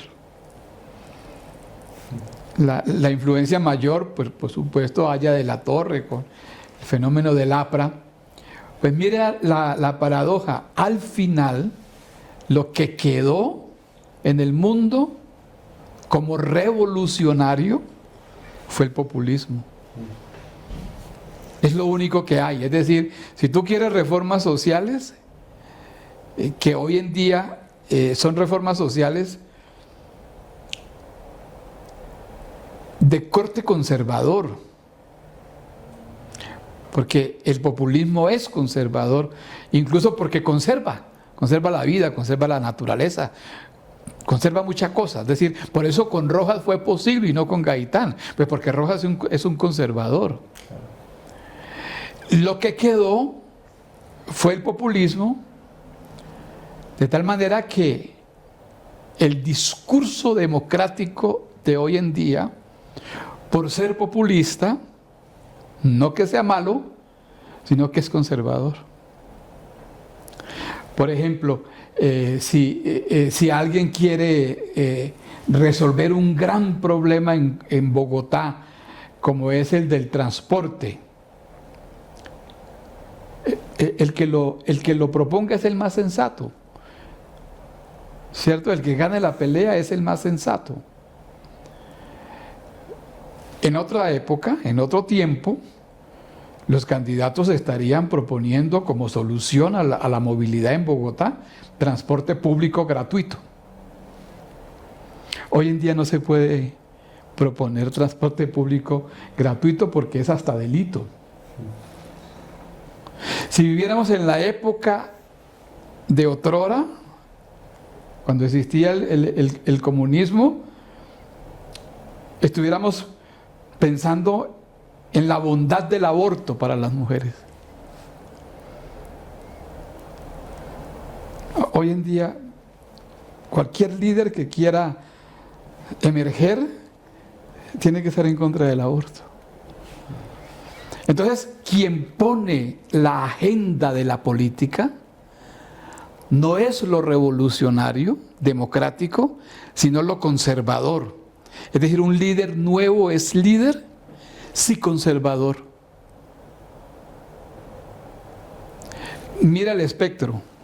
Para mencionar únicamente el caso de Bogotá, que es más conocido.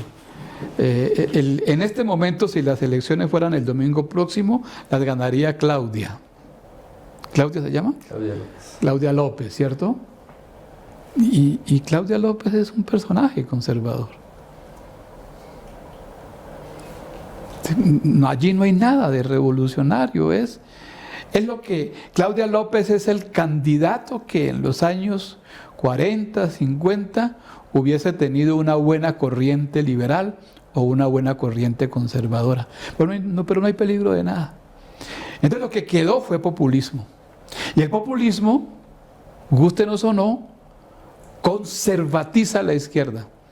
Porque el populismo es el que le pone la agenda al pichón de político que pueda emerger. Profesor, ¿satisfecho con su obra? No, claro que no. Porque no he redondeado.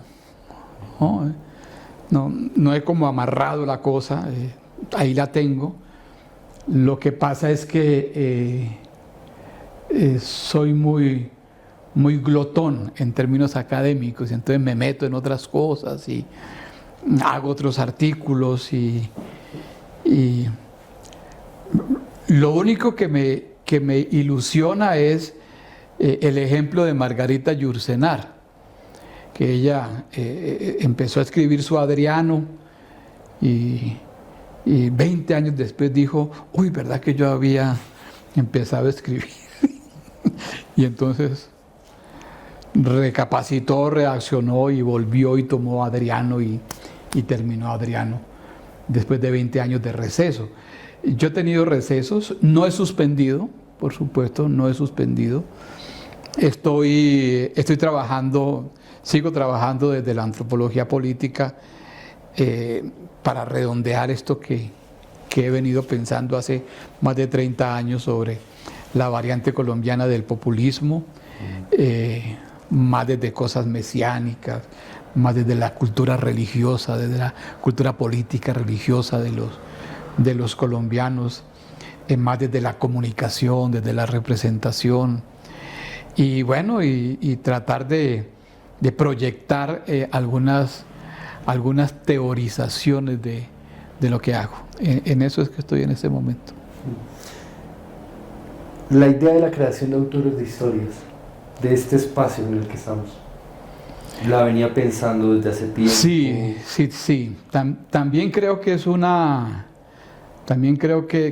vocación represada. A mí me parece que la imagen es muy importante.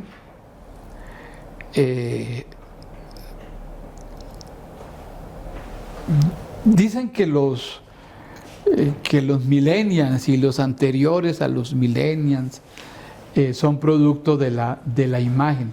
Yo no creo mucho eso. Yo creo que ya nosotros, yo soy del año 54, y yo creo que ya nosotros somos de la imagen. Nosotros somos, pues 54 nace la televisión en Colombia además. Y de ahí en adelante el cine, la televisión llega a Colombia y su desarrollo es muy frenado, muy lento.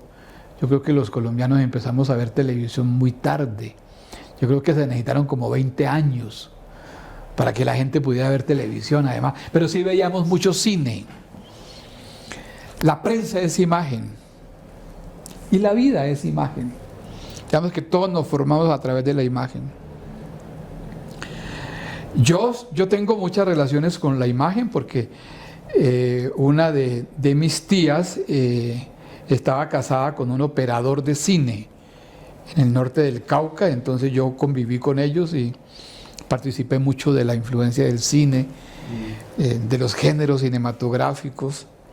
Curiosamente nunca fui un cinéfilo de directores, no, yo fui un cinéfilo de actores, de actrices. Yo doy cuenta de actores y de actrices. De directores me toca que estudiar y ya fue posteriormente que me di cuenta de la importancia del cineasta. Pero fui muy... Yo veo en promedio una película diaria. Ya no me acuesto sin ver una película. Yo veo mucho cine. Cuando llegué a la Unión Soviética, llegamos a una facultad preparatoria. En la facultad preparatoria había que validar el bachillerato. Y el bachillerato soviético era una cosa muy elevada, muy elevada.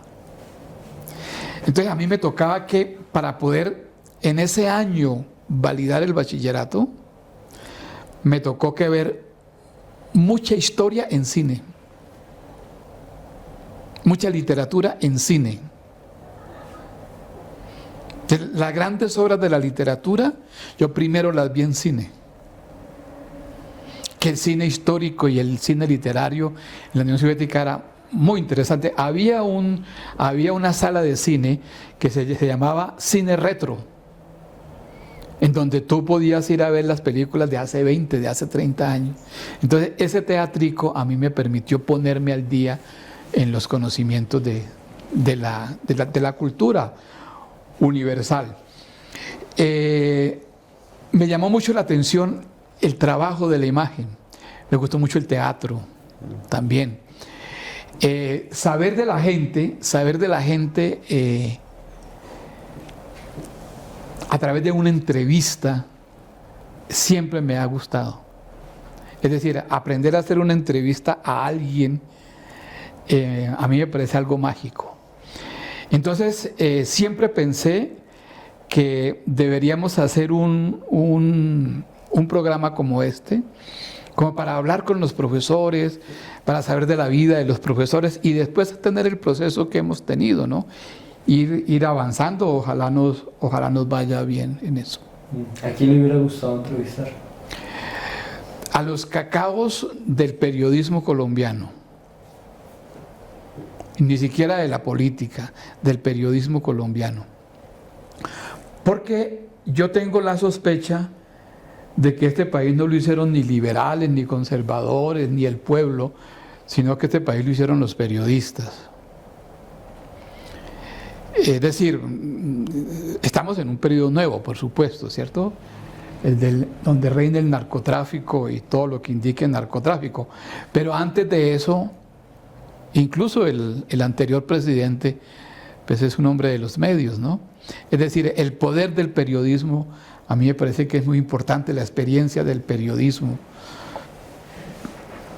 Yamid Amad, por ejemplo, me gustaría entrevistarlo. Porque creo que Yamid Amad es un hombre que a través de él han pasado por lo menos unos 60, 70 años de historia de este país. Su capacidad de estar en el poder es asombrosa, es decir, tú lo ves como periodista, ¿cierto? Y la gente lo ve como periodista, pero en el fondo Yamid Amad es un hombre de poder político muy grande. Es decir, pasa todos los gobiernos y sale avante, ¿no? Es decir, no importa quién sea el presidente, igual él sigue adelante y sigue adelante y sigue adelante. Y puede entrevistar a un vallenotólogo o a un presidente. En fin, yo creo que ellos deben tener... A mí me gusta la élite. A mí me gusta la élite. Me gusta trabajar la élite. Me gustaría trabajar la élite. Porque yo creo que si uno no conoce la élite de su país, no conoce el país. Y yo creo que una de las fallas de la historiografía colombiana es el desprecio al estudio de las élites. Entonces, Yamid Amad puede dar mucha información. Yo creo que si uno lograra conversar con él, incluso para un libro sobre él, sería muy interesante. Me gustaría entrevistar a Juan Gozaín. Hay un personaje de Julito, ¿cómo se llama la emisora de él? La W. La W, por ejemplo, al doctor Casas. Me gustaría mucho entrevistarlo porque pues, es uno de los últimos laureanistas que quedan, ¿no? Eso fue laureanista. Bueno, para finalizar, me gustaría que el profesor terminara contándonos un poco sobre la disciplina y la vida castrense. ¿Cómo es posible escribir tanto? No, al contrario, yo pienso que he escrito poco. Y esa es una de mis karmas, ¿no? Es decir, no, nosotros escribimos muy poco. ¿Sí? Sí, deberíamos haber escrito más. Por ejemplo, el libro que no escribí sobre el MRL, no creo que haya alguien que lo escriba, porque ya no va a ser de interés de alguien que no sea de mi generación. Hay libros que se quedaron sin escribir porque ya haciendo cuentas, pues no voy a alcanzar. Un libro sobre la democracia cristiana, por ejemplo, que siempre quise escribir, no lo pude escribir por el tiempo, ¿sí me entiendes? Por el tiempo. Lo que sí rescato es que sí se necesita disciplina. Es decir, cuando uno se disciplina, así sea por un periodo corto, uno ve los resultados. Es decir, un día, por ejemplo, que uno aproveche bien, uno ve los resultados. Lo que sí es contrario a la producción es la no disciplina. Y hay que sacrificar cosas. Es decir, uno tiene que tener presente la necesidad del sacrificio. Por ejemplo, hubo una época en que yo respetaba, porque era padre joven además, marido joven además, era los sábados y los domingos, yo lo respetaba mucho. Eso se acabó. Es decir, yo el sábado estoy en la biblioteca. Yo sábado lo dedico a la biblioteca sagradamente. Es mi única oportunidad que tengo de estar en la biblioteca tranquilo, haciendo lo que me dé la gana, para no perder el hábito de la biblioteca, que me costó mucho tener hábito de biblioteca. Eso no se consigue fácil. Yo lo que creo que la disciplina sí, yo creo que si uno es disciplinado, uno consigue cosas. Sin disciplina, no. Y escoger muy temprano el tema o el problema o las temáticas en donde uno se va a hacer profesional. Porque es que los temas terminan profesionalizándolo a uno. Es decir, no es la carrera, sino el tema que escojas. Entonces, si sabes escoger un tema que sea, digamos, historiográficamente ilustrado o que necesites ilustrar, que tenga un buen respaldo de fuentes y que el fenómeno implique muchas cosas, a través de ese tema te puedes formar. Creo que el tema forma mucho. Profesor Ayala, muchísimas gracias. Con mucho gusto, con mucho gusto. Muchas gracias por la entrevista. Gracias a usted por dedicarnos el tiempo. Autores y autoras, muchísimas gracias por acompañarnos. Nos veremos en una próxima oportunidad.